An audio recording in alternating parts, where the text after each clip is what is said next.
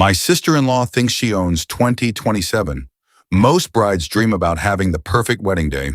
My future sister-in-law apparently wanted something much bigger, an entire wedding year. When we announced our wedding plans, she demanded we postpone our wedding by a full year because she didn't want anyone else getting married in 2027. I honestly thought she was joking until her whole family got involved. My fiancé and I originally planned to get married in 2025. Everyone seemed excited for us, including my future sister-in-law. We were close, and she was even one of my bridesmaids. Everything changed when my mom sold the house we were renting.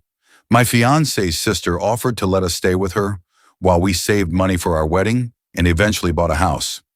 At first, it sounded like the perfect solution. Then we moved in. Suddenly, there were endless rules that had never been mentioned before. We had to ask permission to use certain rooms, couldn't cook whenever we wanted, had to report our schedules, and felt like guests instead of family. After only 1 month, we moved into an apartment. The unexpected expenses forced us to cancel our wedding, and it was heartbreaking. Months later, our finances had improved, I had landed a better-paying job, and we quietly started planning our wedding again. We decided on 2027. Before we announced anything, my future sister-in-law got engaged.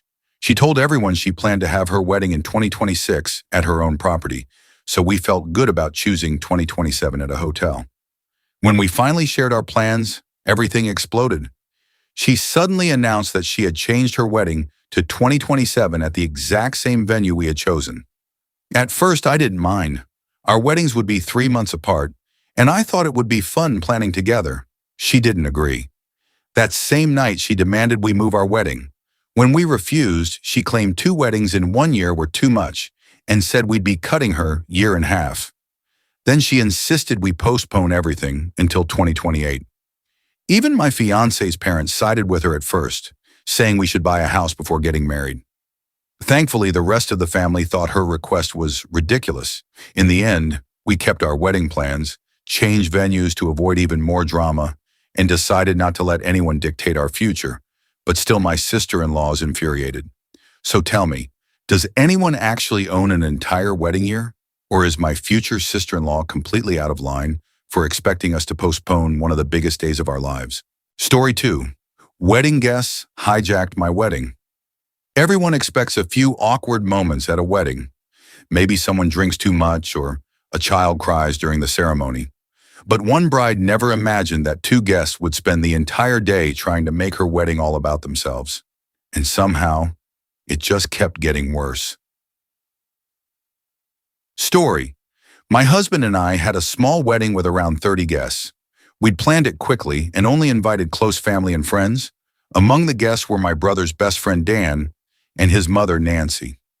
Our families had known each other for years, but they had a reputation for making other people's special moments about themselves.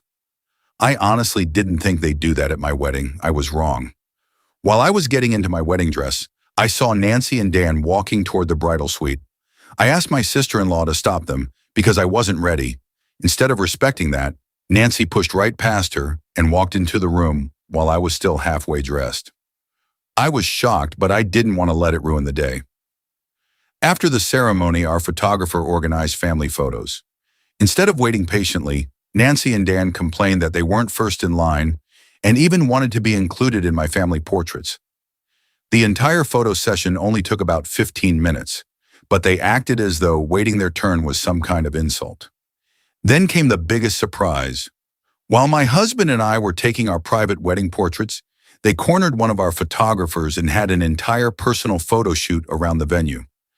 When we received our wedding gallery, there were roughly 25 professional photos of just the 2 of them posing around my wedding location. As unbelievable as that was, they still weren't finished. At the reception, we'd planned only 2 speeches, one from my brother and one from my father-in-law. The moment those speeches ended, Nancy stood up, grabbed the microphone without asking, and launched into a speech she had already written on her phone. Most of my husband's family had no idea who she even was. Instead of talking about our marriage, she spent the speech talking about motherhood and my pregnancy. I sat there trying not to make a scene, and the photographer even captured the look on my face. Months later, Nancy kept asking for copies of her professional photos from my wedding. I never sent them. That became my only little act of revenge.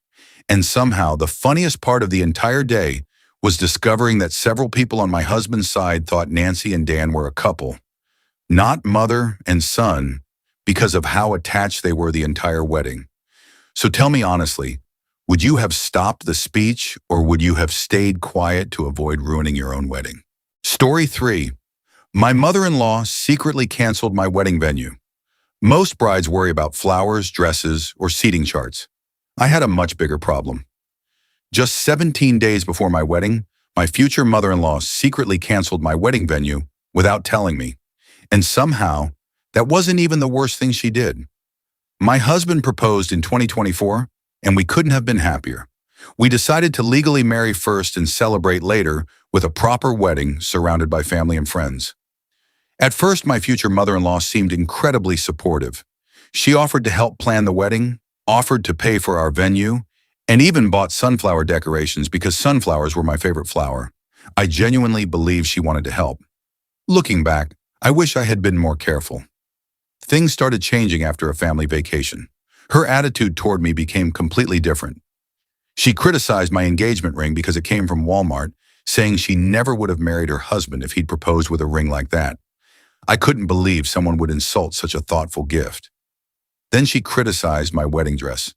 Instead of spending thousands at a bridal boutique, I found my dream dress on Facebook Marketplace for only $60 and had it altered for $20 more. I was proud of that. She wasn't.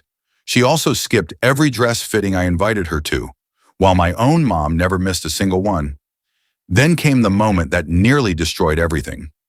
Just 17 days before the wedding, she asked how many guests had RSVP'd. When she heard the number, she decided our venue wasn't worth it and canceled it herself without asking us or warning us. Then she left for vacation. Suddenly, we had less than 3 weeks to find somewhere else to get married. With no other choice, we agreed to have the wedding at her house, but the problems kept coming.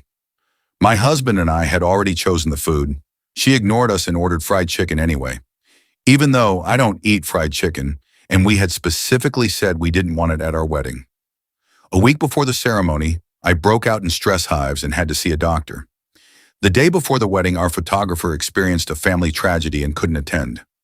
My younger sister stepped in to take pictures, and we used a karaoke speaker instead of professional sound equipment.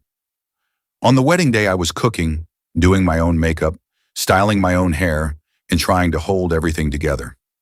As I walked down the aisle, my mother-in-law walked in front of me with her phone, telling me to smile because I didn't look happy enough.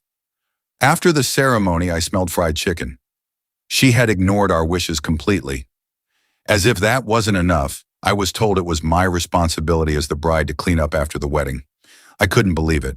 I calmly explained that if we'd been allowed to keep our original venue, cleanup wouldn't have been our problem at all.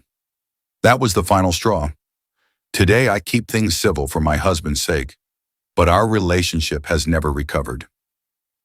So tell me, would you ever forgive someone who secretly canceled your wedding venue just weeks before your big day? Or would that have ended the relationship forever?